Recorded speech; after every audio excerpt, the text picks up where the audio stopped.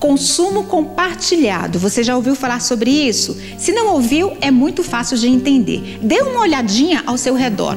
Quantos produtos você tem e com que frequência os utiliza? Se existir algum produto que não tem nenhuma ou pouca utilidade, esse produto pode ser compartilhado. Além de ser uma prática sustentável, você economiza espaço e dinheiro. O próximo participante do Ideias que Inspiram percebeu as vantagens desse segmento e há 6 anos fatura com o aluguel de brinquedos no Brasil. Episódio de hoje: consumo compartilhado. Meu nome é Wagner Heimann, sou formado em processamento de dados com ênfase em marketing. Sempre trabalhei no mercado corporativo em grandes empresas multinacionais.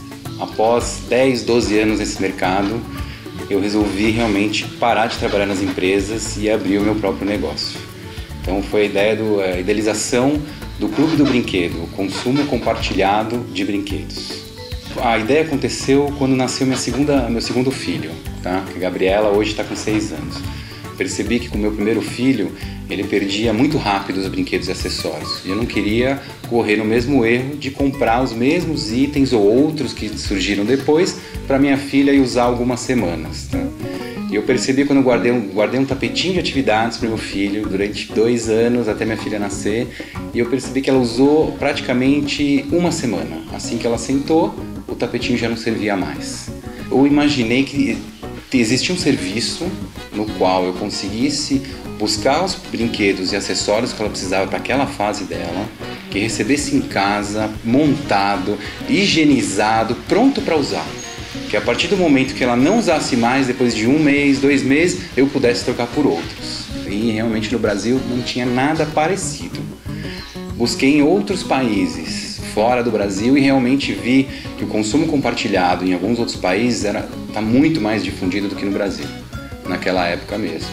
Então acabei fazendo um benchmark com as empresas de Singapura, de Nova Zelândia, eles me explicaram como funcionava o processo deles, eu trouxe para o Brasil esse conceito, adaptei para o mercado brasileiro e aí a gente idealizou a ideia do consumo compartilhado de brinquedos e a fundação do Clube do Brinquedo. Então a gente selecionou as melhores marcas, buscou os importadores que traziam os brinquedos para o Brasil, todos certificados pelo Inmetro, e realmente, através de pesquisas de mercado, também começamos a identificar quais eram os produtos mais buscados pelas mães. Então hoje a gente tem alguns itens que já foram alugados mais de 40 vezes. Então, em vez de 40 pessoas comprarem aquele mesmo brinquedo, aquele mesmo acessório, as 40 utilizaram em períodos diferentes o mesmo item. A gente tem alguns pilares dentro da empresa, um deles realmente é a economia. Hoje o aluguel do brinquedo, dependendo do brinquedo e acessório, ele varia de 1/3 a 10% do valor da loja. Então, às vezes, os pais não sabem nem se aquele acessório vai funcionar, se a criança vai gostar, se realmente ele precisa daquele acessório.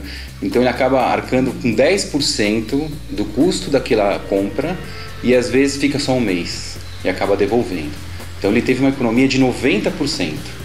A gente buscou os melhores procedimentos, até em brinquedotecas de hospitais americanos, de usar produtos de álcool hospitalar, de só sabão de coco para bebê, só esses produtos, nenhum outro.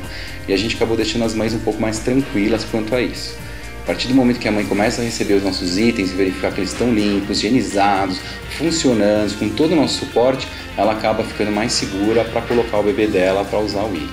Os pais perceberam assim, eles têm economia financeira, eles têm a parte de passar esse consumo compartilhado para os filhos, explicar essa nova tendência que veio para ficar realmente. Então, assim, não tem o desgaste do tempo de ter que ficar montando aquele brinquedo, perdendo todo aquele tempo, e tem a economia de espaço dentro da casa. O mais importante, quando a pessoa tem a ideia, normalmente é uma necessidade que ela está procurando, que ela está buscando, que ela identificou no mercado essa necessidade, ela tem que se colocar no lugar do cliente. Sair um pouco da ideia em si, da empresa e tudo mais, do negócio, ir para o outro lado e falar assim, eu sou o cliente. O que eu vejo do serviço, o que me agrega valor, vai me ajudar, vai facilitar minha vida. Então essas respostas ele precisa ter. A gente imaginava ter um público próximo até de classes, quem alugaria, quem não alugaria, tinha todo um estudo de prospecção de mercado e isso realmente foi totalmente diferente do que o estudo. A prática foi mais criativa do que o planejamento. Hoje a gente tem pessoas de todas as classes que alugam, Umas pela parte econômica, pela parte de espaço, pela praticidade, pelo consumo compartilhado e sustentável. Então isso realmente não se tornou uma pirâmide, se tornou um cubo. Então isso foi muito além das nossas expectativas. Em 2016, Wagner Hillman quer expandir sua ideia e, para isso, vai investir em consultoria.